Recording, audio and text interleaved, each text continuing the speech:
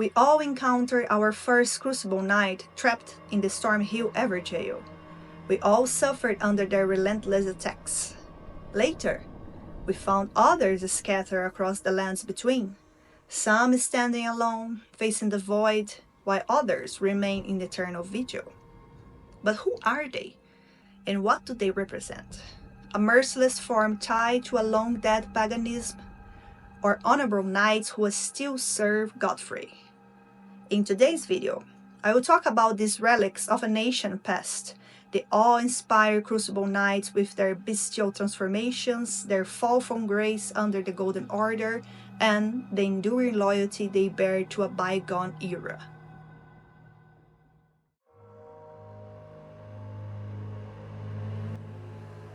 The mere presence of a Crucible Knight is enough to inspire fear. They are huge and stoic, clad in some of the most beautiful armor in Elden Ring, and they hit hard. What we know is that they are ancient, knights bound to the primordial force known as the Crucible. But what is the Crucible? As with everything in Elden Ring, we are left with scattered clues from the developers, just enough to piece together meaning, never a single truth. The Crucible of Life is a manifestation of the Earth Tree's primal vital energies, an aspect of the primordial crucible where all life was once blended together. In other words, a raw, intense, nearly untamable force of nature, uncontrollable and beautiful. It's through the Crucible's power that life took shape, including the Earth Tree itself. As the description of Siludia's tree reads, the primordial form of the Earth Tree is closing nature to life itself. The game makes it clear that the Crucible's essence could manifest chaotically on living beings, mixed without rules. The Crucible knot talisman reflects this, stating, a talisman fashioned from a bony knot that embodies that aspects of various creatures, said to have grown on the human body long ago. And I say living beings in the broadest sense. The Crucible didn't distinguish between biological categories. Everything was part of it, and everything could receive its blessing. That's why Crucible Knights use incantations, the aspects of the Crucible, which manifest tails, horns, wings, and even plant-like forms. As I said at the beginning of the chapter, the Crucible can be understood as nature itself. And as nature, it doesn't follow rules or order, it simply is. This made me think of the state of nature as defined by Thomas Hobbes, an English philosopher who wrote about it in his 1651 work Leviathan. For Hobbes, the state of nature is the condition of human life before any authority, government, or law emerges. It has the following characteristics. Humans are naturally equal in body and mind. Even the weak can kill the strong with cunning or allies. Everyone has the right to everything, leading to constant conflict. There is no law, no morality, no justice, only survival. It's not far from what I imagined the world was like in the very beginning, the world that existed solely under the force of the Crucible. I'm thinking of a time when scattered tribes may have existed, but no imposed social order. If the Hornsents existed back then, they weren't the society we see remnants of in the game. So, to escape this violent state, people agreed to give up some freedoms and create a central authority, the Leviathan, to ensure peace and security. This is the birth of society and government. Like Hobbes' Leviathan, the Earth Tree enforces peace by suppressing chaotic nature. But just as Hobbes' Leviathan demands total submission, the Golden Order demands purity, erases diversity, and rewrites history. Those tied to the old world, like the Crucible Knights, become outcasts, just as Hobbes suggests humans must give up their natural right to everything for peace. Even Godfrey, once no longer needed, is discarded. His wild essence no longer fit for the ordered world Medica and the Golden Order wanted to build.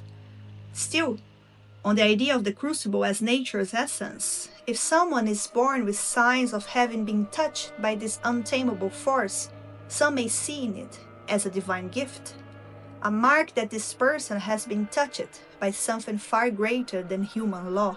The Hornsens are a folk who worship the Crucible, and in many ways it can manifest in humans.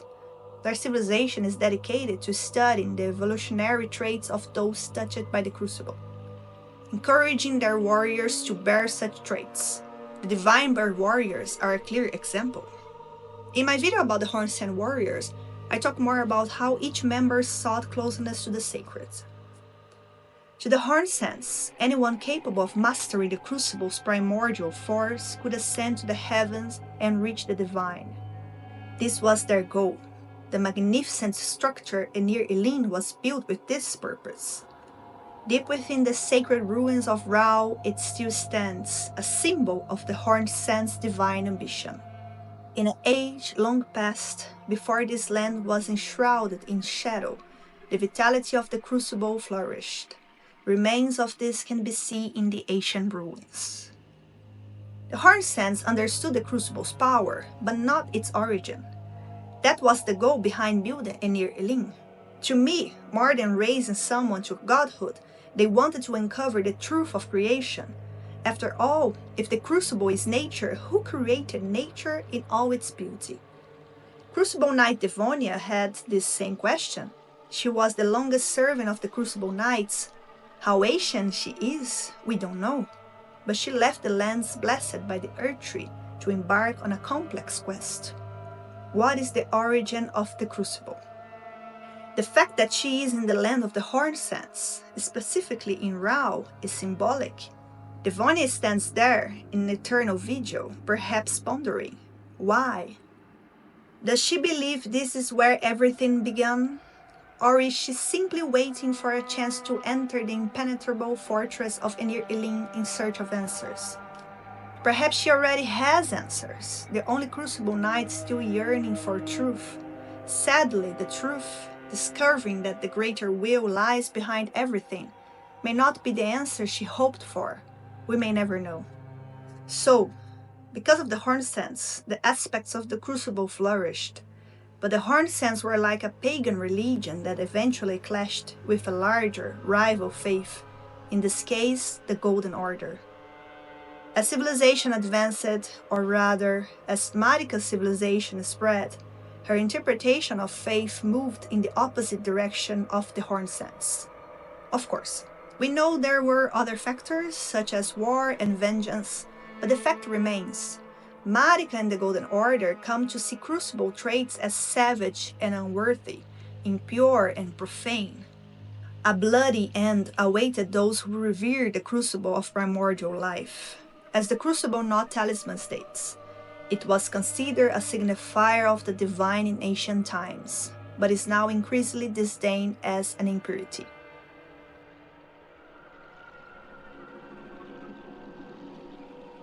But after all, who are the Crucible Knights? We know they are ancient, relics of a wider era, more closely tied to the natural world.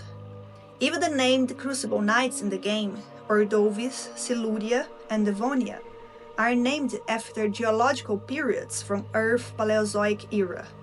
Ordovis is named after the Ordovician period, which lasted from about 485 to 443 million years old.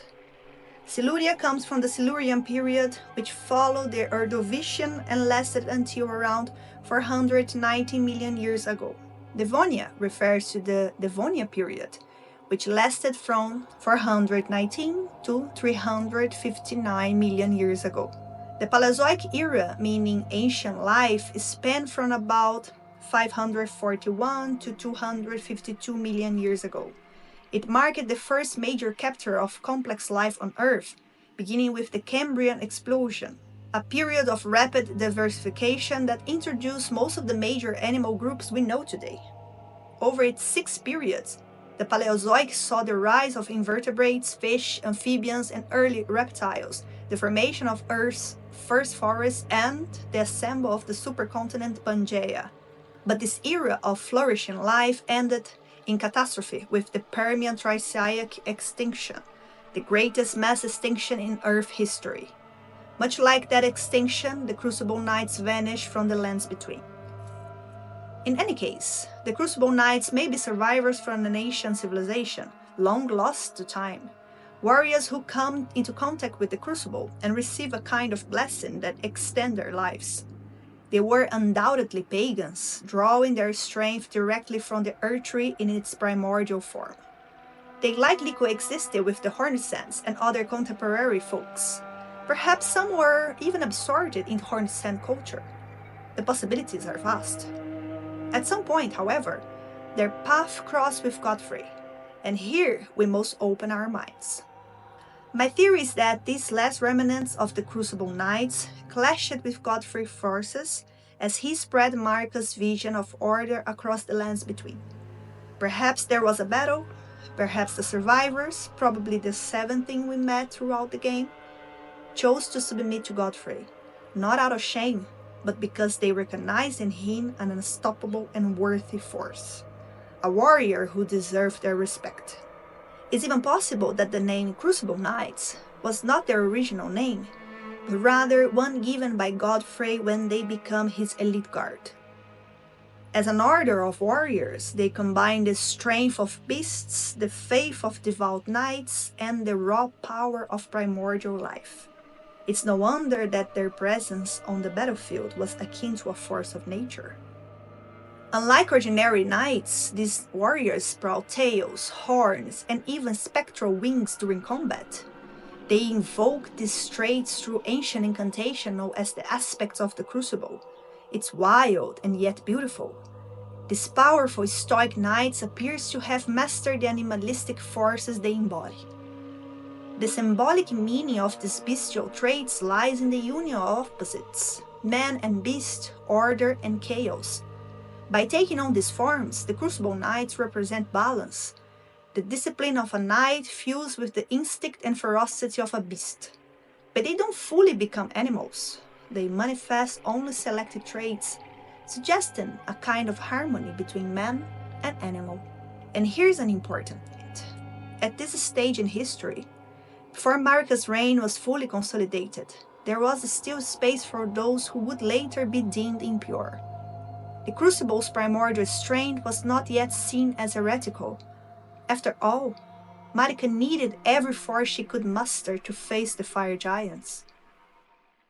Hark, brave warriors. Hark, my lord Godfrey. We commend your deeds. Guidance hath delivered ye through each ordeal to the place ye stand. Put the giants to the sword and confine the flame atop the mount. Let a new epoch begin, an epoch glistening with life. Brandish the Elden Ring for the age of the Erd Tree.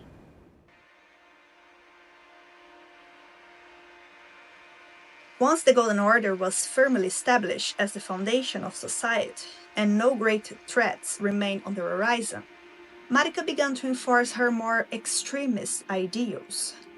From that moment forward, she no longer had use for the Crucible Knights, who came to be viewed with contempt. She also began to persecute all those born with signs of the Crucible touch. Misbegotten were enslaved, omens were hunted, imprisoned, or killed. Even her own children, Moog and Morgoth, were not spared.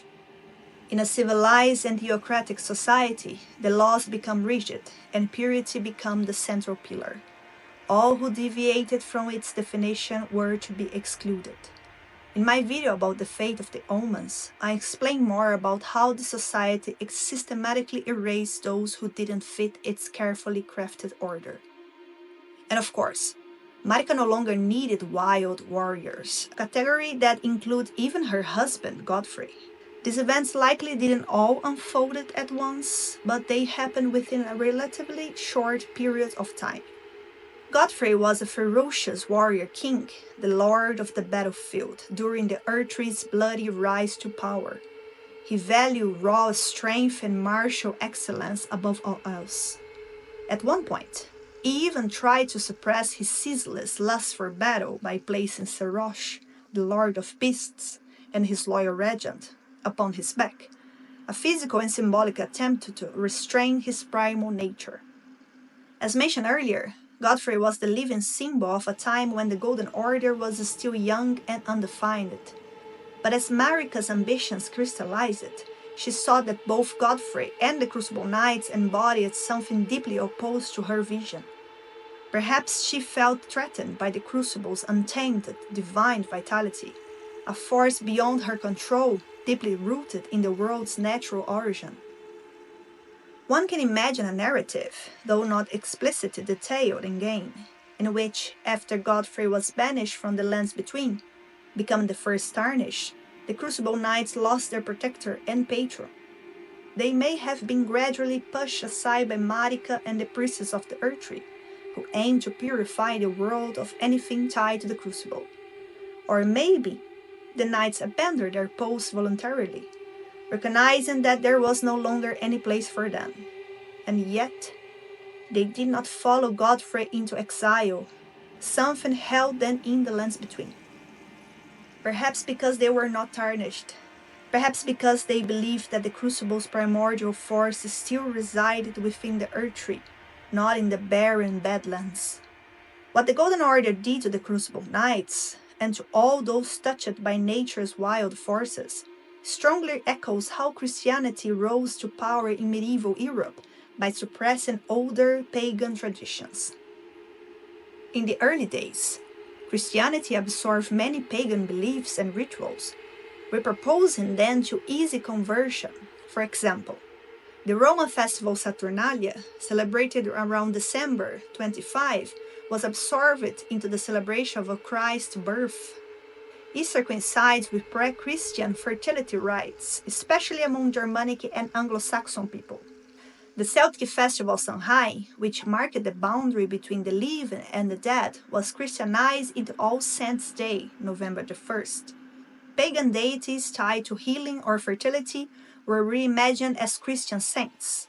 For instance, Brigitte, the Celtic goddess of healing and fertility, became Saint Brigitte of Kildare, one of Ireland's most beloved saints.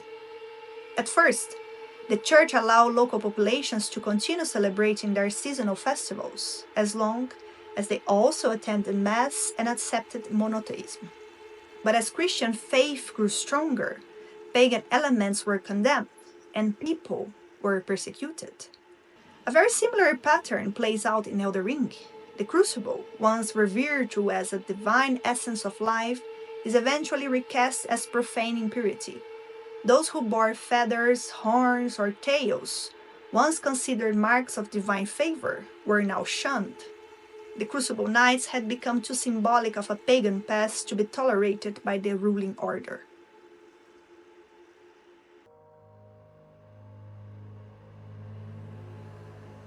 The Crucible Knights are strikingly reminiscent of Arthurian knights, loyal only to Arthur and to no one else. And just like the legendary Knights of the Round Table, Arthur fell, his knights were left directionless. Some wandered, some turned against one another, some faded into despair. Certain narratives, like Tennyson's Idylls of the King, paint the end of Camelot as a melancholic time, a moment when noble warriors found themselves trapped in a world that no longer reflects their ideals. The Crucible Knights are much the same, agents of a wilder, older force of nature, standing in opposition to the refined, golden warriors of the Earthtree. And yet, with the sole exception of Devonia, they all remain in the lands between. The fate of many Crucible Knights remain bound to the bloodline of Godfrey. Coincidence? Perhaps, but we may never truly know. Siluria stands deep in the deep roots depths, guarding a massive hollow tree stumped among the roots of the Earthtree. The site is rich in symbolism. Not only it is the remnant of the old Earthtree roots, but it is eerily close to the resting body of Godwyn, corrupted and godless. Two Crucible Knights guard the Siofra aqueducts, defending the approach to the deep root depths, as if protecting sacred ground. One is found trapped in Nokron, perhaps lost, seeking a way back into the deep roots. Two more reside in Lendel, the capital itself. seemingly unable to stray far from the Earth Tree or the ancient seat of Godfrey's rule. Another appears in Stormveil Castle, guarding Godric, heir to Godfrey. Even though Godric is just a feeble and grotesque shadow of his lineage, the Crucible Knight stands guard nonetheless. One is found at Redmane Castle, likely having pledged loyalty to Radahn, who admired Godfrey deeply. As the lion armor states, the golden lion is said to symbolize Godfrey, the first Elden Lord, and his beast regent Serosh. From his youngest years, Radahn was naturally captivated by the Lord of the battlefield. Then we have the rebels. One Crucible Knight is imprisoned in an Everjail, exiled and sealed away. Another serves Lady Tanith, consort of Rykirk, and has allied himself with the Recusants, who openly reject the Golden Order and all it represents. This knight didn't just fall, he defected. He chose rebellion. And of course, there are the dead. Two can be summoned by the spirit caller Snail, and finally, the mighty Ordovis, alongside another unnamed Crucible Knight, appear as a duo in the Aldiza Hero's Grave, not far from the capital. Heroes' graves in Elden Ring are essentially tombs of legendary warriors, filled with traps, trials, and guardians. The presence of two Crucible Knights in such a space suggests they were honored in death, buried like ancient heroes. And then there's Farum Azula. There, in that crumbly city suspended outside of time, two Crucible Knights remain. Their presence is perhaps the greatest testament to their antiquity. Farum Azula is older than the Earth Tree. It exists in an age when nature was still raw, wild, and godless. If the Crucible is indeed the source from which the Earth Tree was born, and the Crucible Knights are its champions, then it makes sense that, at some point in the deep past, they ventured to Farum Azula, and when that city was torn from the world and suspended in decay, they were left behind like fossils in time. One might ask, are the Crucible Knights cursed to remain until someone strong enough ends their vigil? Do they still believe that, with the return of Godfrey, they too might find redemption? They can no longer fit into the new order, but sadly, they cannot tear themselves away from the Earth Tree's power either. They remain, watching, waiting, enduring, neither fully part of this world, nor entirely absent from it. And perhaps that is the fate of those who once carried the divine chaos of life itself, to linger at the edge of the world that no longer remembers what gave it birth.